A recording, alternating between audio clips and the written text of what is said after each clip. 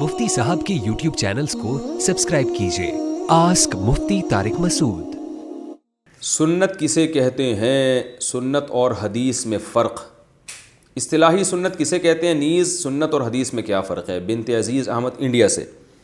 देखिए, हदीस तो कौल रसूल को कहते हैं जो हमारे पास अहादीस की किताबों में मौजूद है, और सुन्नत कहते हैं जिस पर रसूलुल्लाह सल्लल्लाहु अलैहि वसल्लम का आखिरी अमल हो और हमें उसको फ़ॉलो करने का हुक्म हो।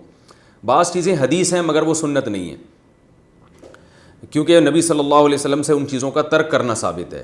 तो वो हदीस में तो हम कहेंगे कि ये चीज़ आई है, मगर उसको सुन्नत नहीं कह सकते क्योंकि नबी सल्लल्लाहु अलैहि वसल्लम ने उसको तर्क कर दिया था। तो सुन्नत का मफ़हूम जो है ये ख़ास है, हदीस आम है। सुन्नत कहते हैं वो अमल जिसमें हमें नबी को फॉलो करना है, और हदीस का मतलब कोई भी बात जो नबी से मनक़ूल हो उसको हदीस कहा जाता है। आस्क मुफ्ती तारिक मसूद।